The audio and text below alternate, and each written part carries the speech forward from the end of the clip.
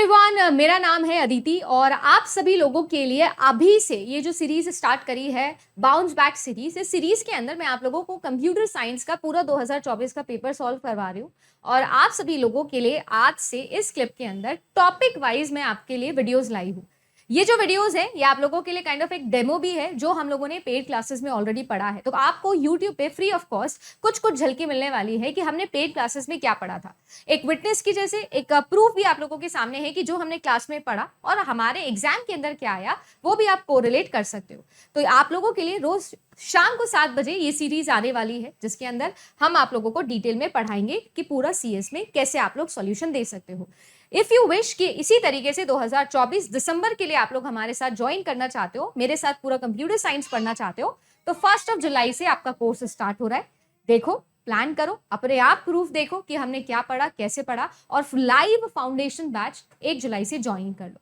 Join करने के लिए जेआरएफ अड्डा एप्लीकेशन आप डाउनलोड कर सकते हो, नंबर आपके पास में है। ये सभी चीजें आप लोगों को इसके अंदर मिलेगी, स्पेशली स्टडी प्लानर, पूरे 6 महीने का मेरा लेसन प्लान और आपको कब क्या रिवाइज करना है, दोनों शीट्स आप लोगों को मिलने वाली है।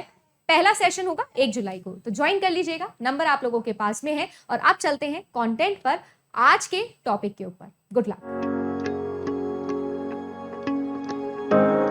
अब साइक्लोमेट्रिक कॉम्प्लेक्सिटी एक ऐसा पार्ट है जहां से आप लोगों का न्यूमेरिकल बन सकता है। क्योंकि हम लोग ग्राफ थ्योरी भी पढ़ के आए हैं तो अब मुझे नहीं लगता कि मुझे ये आपको समझाना इतना डिफिकल्ट होने वाला है। साइक्लोमेट्रिक कॉम्प्लेक्सिटी, सबसे पहली बात तो एक तरीके की क्या है, व्हाइट बॉक्स टेस्टिंग है। यहां पर जो है वो हम लोग इंडिपेंडेंट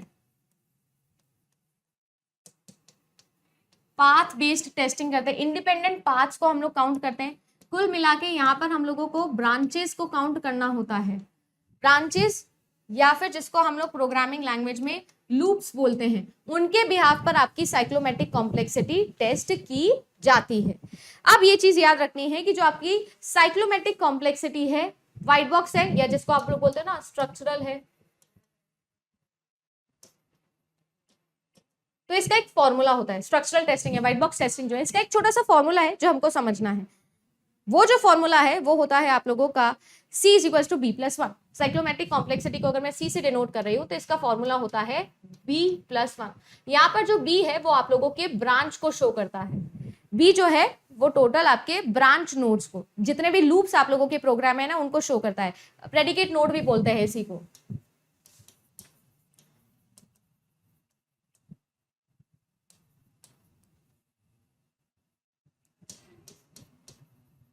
प्रेडिकेट नोड या फिर आप इसको loop in a program, branch in a program से भी शो करते हो। तो जितने भी आप लोगों के पास में लूप्स होते हैं उसका +1 करो तो साइक्लोमेट्रिक कॉम्प्लेक्सिटी आ जाती है।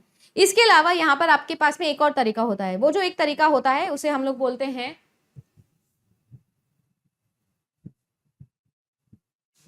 प्रेडिकेट नहीं, ओहो,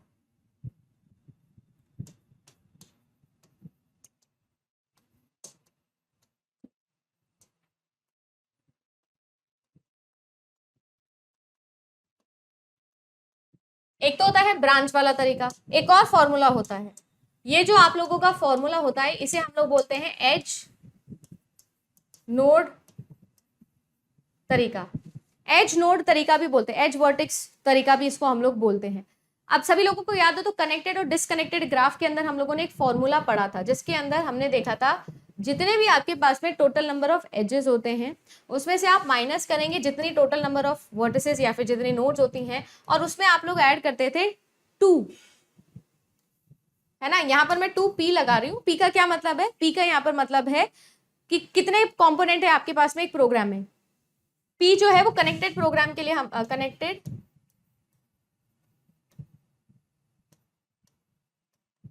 कंपोनेंट कितने हैं एक प्रोग्राम में उसके लिए यूज करते हैं। यूजुअली इसकी वैल्यू 1 ही होती है हमारे केस में, बट इन केस कि आपके बहुत सारे मॉड्यूल, मल्टीपल मॉड्यूल्स है जो यहाँ पर टेस्ट किए जा रहे हैं, तो आप लोग ऐड ऑन भी कर सकते हो। Connected and disconnected graph theory में हम लोगों ने पढ़ा था, साथ ही साथ प्लानर ग्राफ के अंदर भी हम लोगों ने ये चीज पढ़ी थी। तो ये फॉर्मूला भी है जो बहुत ही ज्यादा इंपॉर्टेंट है। अगर डायरेक्टली प्रोग्राम गिवन हो तो ब्रांच काउंट कर लेना और ब्रांच जितनी भी उसमें ऐड वन करके साइक्लोमेटिक कॉम्प्लेक्सिटी निकाल लेना। अगर ऐसा नहीं गिवन हो, ग्राफ ही गिवन हो, तो ग्राफ में total number of edges count करना, total number of vertices count करना, दोनों को माइनस करना और उसमें +2 कर देना। ठीक है जी। अब ये भी पूछा गया हुआ है कि साइक्लोमैटिक कॉम्प्लेक्सिटी कब आई थी, किसने बनाई थी? तो मैकैबे ने बनाई थी। नाम याद रख सकते हैं आप लोग चाहो तो, बाय मैकैबे, और ये 1976 के अराउंड आपकी जनरेट की गई थी। ईयर के अंदर एक दो इधर हो सकता है, बट मोस्ट प्रोबेबली 1976 इसका ईयर माना जाता है। क्या काम करता है ये? बेसिकली ये काम करता है, 3 तरीके की चीजें टेस्ट करता है। ये एक तरीके का बिगनर टेस्ट है। Beginner test in the sense कि क्या हम किसी भी एक प्रोग्राम को टेस्ट कर सकते हैं, किसी भी एक गिवन प्रोग्राम को हम टेस्ट कर सकते हैं। ये चेक करने के लिए हम साइक्लोमेटिक कॉम्प्लेक्सिटी किसी भी एक प्रोग्राम की निकालते हैं। Is it the program testable or not, ये चेक करने के लिए। इसको बिगनर्स टेस्ट भी बोलते हैं हम लोग, है ना जी। साथ ही साथ क्या हम लोग किसी भी एक प्रोग्राम को समझ सकते हैं कि नहीं समझ सकते हैं, इसके लिए जो स्ट्रक्चरल टेस्टिंग होती है वो आपकी साइक्लोमेटिक कॉम्प्लेक्सिटी टेस्टिंग होती है। और जो तीसरा होता है आप लोगों का कि क्या हम किसी भी प्रोग्राम को मॉडिफाई कर सकते हैं कि नहीं कर सकते हैं, ये टेस्ट करने के लिए हम लोग जो टेस्ट लगाते हैं उसे हम लोग बोलते हैं साइक्लोमेटिक कॉम्प्लेक्सिटी। ठीक है, मैं लिख देती हूँ बिगिनर्स टेस्ट इसको क्यों बोलते हैं। Is it possible to test a program, है ना जी। Is it possible to understand a program, and third, is it possible to modify a program. ये तीनों चीजों के लिए जो हम टेस्ट करते हैं उसे हम लोग साइक्लोमेटिक कॉम्प्लेक्सिटी टेस्टिंग बोलते हैं। एक प्रीवियस ईयर क्वेश्चन जरूर कराएंगे, इसके बारे में बात करेंगे। सही है, मैं एक क्वेश्चन लेके आई हूँ। 2019 दिसंबर के पेपर के अंदर भी आप लोगों का साइक्लोमेटिक कॉम्प्लेक्सिटी से पैराग्राफ क्वेश्चन आया था, यानी कि जो आप लोगों का 4-5 क्वेश्चन एक ही में आता है ना, क्लब वाला, वो वाला सीन आया था। एक प्रोग्राम मैं लिख कर दे रही हूँ, पेज नंबर 63, अगर किसी के पास नोट्स है तो वो देख लीजिएगा। इफ लिखा हुआ है, लूप वाला इफ लिखा हुआ है, a इज इक्वल्स टू 3, 5, 4 है,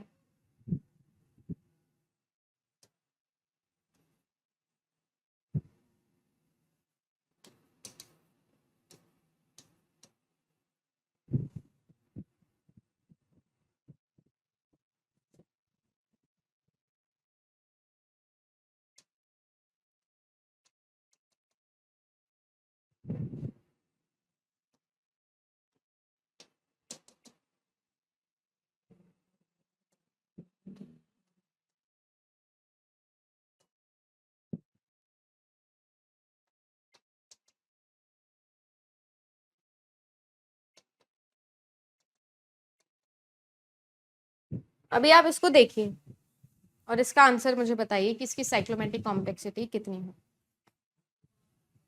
ये क्वेश्चन है जो आप लोगों को सॉल्व करना है।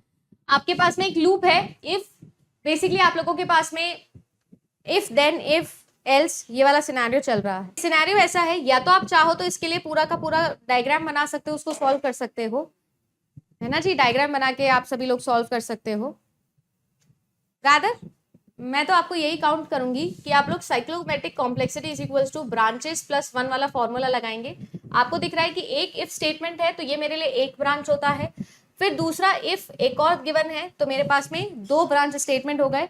इसके अलावा अगर आप लोगों को याद हो तो मेरे पास में और कोई भी कंडीशन नहीं है, कोई भी क्या नहीं है, मेरा कुछ और चेक नहीं कर रही हूं मैं यहाँ पर। तो टोटल कितना हो जाएगा, 2 + 1 यानी कि 3। सीधा सीधा साइक्लिक कॉम्प्लेक्सिटी आप लोगों की यहाँ पर 3 निकल गई है। रादर डायग्राम आप बनाओ, आप इससे डायरेक्टली इसको सॉल्व कर सकते हो, या फिर आप नीचे से ऊपर जाते हुए भी चेक कर सकते हो जितने लूप्स आपने बंद किए हैं, क्योंकि आपको पता है ना हम प्रोग्राम जब तक रन नहीं कर सकते, कंपाइल टाइम एरर आता रहेगा हमारा जब तक आप लूप को एंड नहीं करोगे, खत्म नहीं करोगे, लूप को एंड नहीं करते हैं। तो जितने बारी एंड हुआ है आप वो काउंट कर लो, तो देखो 1, 2, 2 बारी एंड हुआ है, तो 2 बारी लूप एंड हुआ है, तो 2 + 1 यानी कि 3। आपको ग्राफ बनाने की जरूरत नहीं है, स्ट्रक्चर बनाने की जरूरत नहीं, प्रोग्राम को एग्जीक्यूट करके देखने की जरूरत नहीं, डायरेक्टली आप लोगों को यहाँ पर लूप्स काउंट करने। तो टोटल मैं अगर आप लोगों को बताऊँ, एक एग्जाम्पल के तौर पे बता रही थी ये चीज़ कि इस तरीके से कोड लिखा आएगा तो क्या करना है। तो करना कुछ भी नहीं है, आप लोगों को टोटल काउंट करने हैं कि टोटल लूप्स कितने हैं, है ना। इफ कितनी बार लिखा हुआ है, वाइल कितनी बार लिखा हुआ है, डू वाइल वाला सिनेरियो आपके पास में है कि नहीं है, मतलब कुल मिला के आपके पास में कितने लूप्स लिखे हुए हैं, कितनी बार जो है वो फॉर लिखा हुआ है, बस इसके अकॉर्डिंग आपको चेक करना है। मान लो इस तरीके से अगर आप लोगों को क्वेश्चन गिवन हो, लिखा हुआ है रीड पी, फिर लिखा हुआ है रीड क्यू, ये आप लोगों का एक सिस्टम। फिर इसके बाद में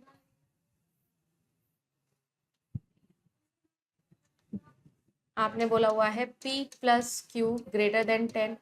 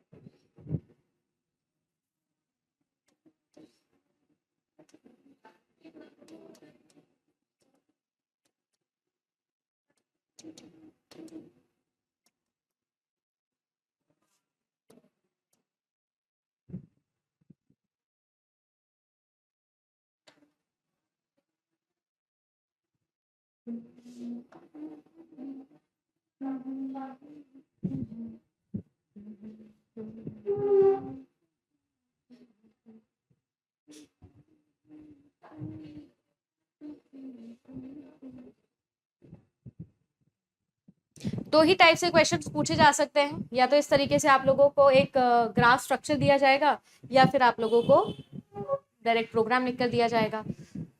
तो मान लीजिए प्रोग्राम लिख कर दिया जाएगा, तब तो देखो कैसे होना था, हो गया। अब यहाँ पर आपसे पूछा जा रहा है किस तरीके का, अगर डायग्राम गिवन है तो कैसे करेंगे। Total number of branches count करनी, और तो कुछ भी नहीं करना है। Total number of branches count करो यहाँ पर।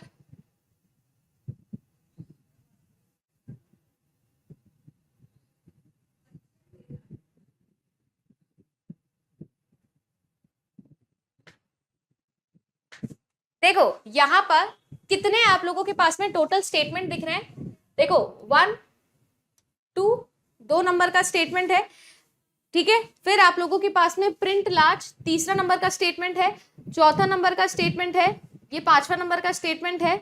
इस तरीके से मैं चल रही हूँ। मेरे पास में एक पाथ है कि मैं इस पे आ रही हूँ, तो ये ए पाथ हो गया। इमेजिन करिएगा कि ये बी पाथ है, ये सी पाथ है। इतना समझ में आ रहा है ना।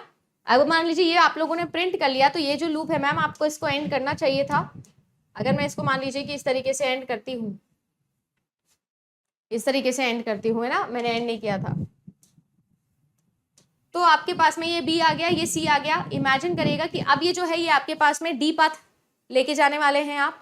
मैम आप ना यहाँ पर आपने कोई भी और स्टेटमेंट चेक नहीं किया, तो ये दूसरा पाथ काउंट नहीं होगा। एजेस की बात कर रही हूं मैं।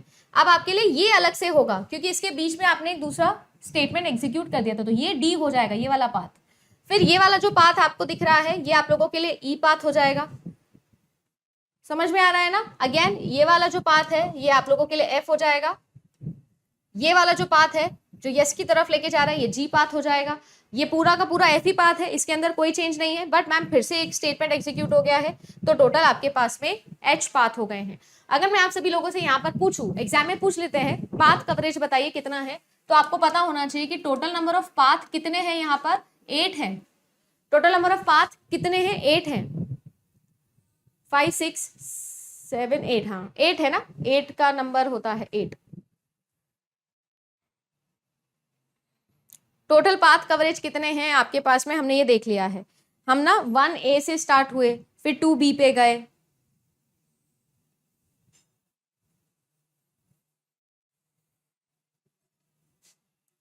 हमारे पास में टोटल पाथ्स कितने हैं, 8।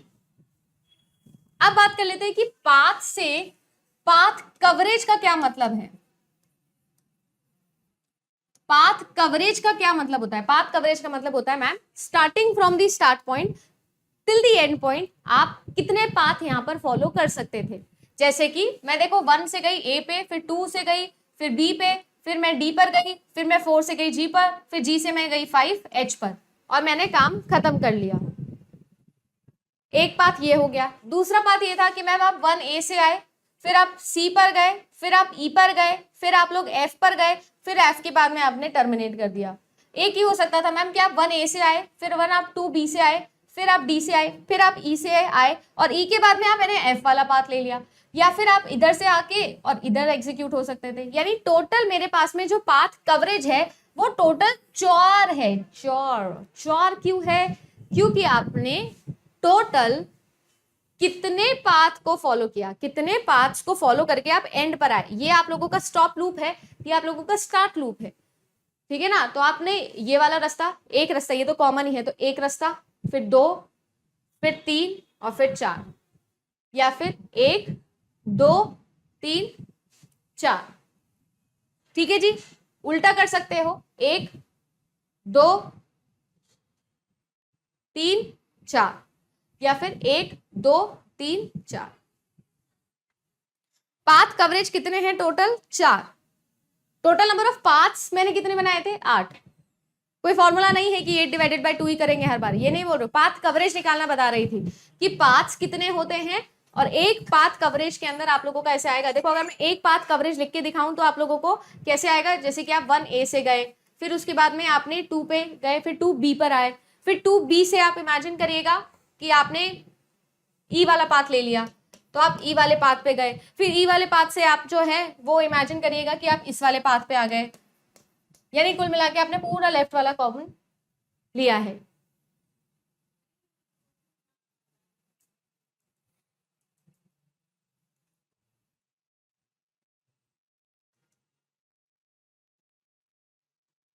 तो टोटल जितने इंडिपेंडेंट पाथ आपके पास में आते हैं वो यहां पर हमको लिखने होते हैं, जिनसे आप लूप को स्टार्ट कर सकते हो और एंड कर सकते हो।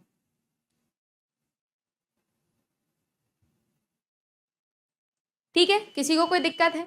स्टेटमेंट कवरेज की अगर मैं बात करूं तो आपको पता ही है, स्टेटमेंट तो मेरे पास में किस तरीके से मैं नोट डाउन यहाँ पर कर सकती हूँ। टोटल नंबर ऑफ स्टेटमेंट्स 5 हैं, और अगर स्टेटमेंट कवरेज की बात करूँ तो एक ही है, एक ही स्टेटमेंट कवरेज है कि रीड से चला फिर कंडीशन चेक करी, तो एक ही होता है। यूजुअली स्टेटमेंट कवरेज हमारे पास में मोस्ट ऑफ द केसेस के अंदर एक ही होते हैं, मोस्ट ऑफ द केसेस के अंदर। ब्रांच कवरेज की बात करें, सारे के सारे ब्रांचेस अगर आप लोगों को काउंट करने हो तो आप लोगों के पास में टोटल देख सकते हैं कितने ब्रांचेस हैं मैम, 1 और 2। Total number of branches 2। Independent path कितने हैं, 4, और ब्रांचेस वाले पाथ कितने हैं, 2। एक लूप ये लगा रखा है, एक कंडीशन, दूसरी कंडीशन ये चेक कर रखी है। अगर मैं आपसे यहां पर पूछूं साइक्लोमेटिक कॉम्प्लेक्सिटी कितनी आएगी, तो 2 + 1 3 ही आएगी, क्योंकि अगर आप लोग बात करो तो जितनी आपके पास में ब्रांचेस होती है ना, जितनी भी आपके पास में ऐसी नोड्स है जिनसे आपके 2 क्या निकल रहे हैं, 2 आप लोगों के एजेस निकल रहे हैं। देखो एक बार इससे निकल रहा है 2, इसी से 2, बस एक ही ऐसा, और पूरे सिस्टम में कोई भी नहीं है जिससे आपके 2 एजेस निकल रहे हैं, तो वो आपके होती हैं ब्रांच नोड, और उस ब्रांच नोड में ऐड 1 कर लेते हैं तो साइक्लोमेटिक कॉम्प्लेक्सिटी आ जाती है। तो आप लोगों की जो साइक्लोमेटिक कॉम्प्लेक्सिटी है वो कितनी आएगी, वो आएगी आपकी 3। पर अगर मैं आपसे पूछूं कि ब्रांच पाथ ब्रांच कवरेज कितने हैं, तो 2, पाथ कवरेज कितने हैं, 2। पाथ में क्या लिखने होते हैं, इंडिपेंडेंट पाथ लिखने होते हैं, इंडिपेंडेंट पाथ आप लोगों को लिखना। यानी अगर इस तरीके से गिवन होगा क्वेश्चन तो भी कर लेंगे हम, total number of branches count करनी है, उसमें +1 करना है। अगर मैं आपसे पाथ कवरेज पूछूं तो आप total number of independent path यहाँ पर काउंट करोगे, तो एक पाथ ये रहा, दूसरा पाथ ये रहा, ठीक है जी, फिर तीसरा पाथ ये रहा और चौथा पाथ ये रहा।